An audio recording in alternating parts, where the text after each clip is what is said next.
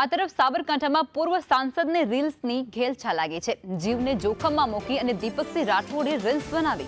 સાબરમતી નદીના કિનારે જોખમે રીલ્સ બનાવી, જેમાં ધરોઈ ડેમમાંથી પાણી છોડતાની સાથે જ સાબરમતી નદી ગાંડી તૂર બની છે। તંત્ર દ્વારા નદી કિનારે ન જવા માટે પણ ખાસ સૂચના આપી દેવાય છે અને તે વચ્ચે સાંસદ પોતે ક્યાંક રીલ બનાવવાની ઘેલછામાં લાગ્યા હોય તેવું કહી શકાય છે।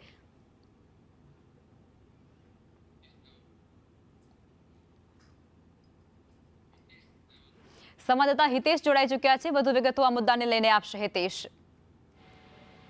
જી, સમગ્ર ઘટના જે સાબરમતી નદીમાં એક તરફ પાણી છોડાયું, ધરોઈનું ભયજનક સ્થિતિ હોવાના સમયે જ્યારે પૂર્વ સાંસદ દીપસિંહ રાઠોડ આવી રીલ બનાવી અને પોતાના સોશિયલ મીડિયામાં વાયરલ કર્યો છે ને આ વાયરલ વિડીયો અત્યારે જાહેરમાં ચર્ચાનું કેન્દ્ર બન્યું છે કે ચર્ચાના મુદ્દે એવું છે કે આ કેટલું યોગ્ય, જો પૂર્વ સાંસદ હોય અને પોતે રીલ બનાવી અને નદી કિનારે ન જવા માટે એક તરફ તંત્રએ રજૂઆત કરી છે, તો બીજી તરફ પૂર્વ સાંસદ આ રીતે રીલ બનાવી અને નદીના કિનારે જો પોતે ઊભા રહીને આવો રીલ બનાવે એ કેટલું યોગ્ય?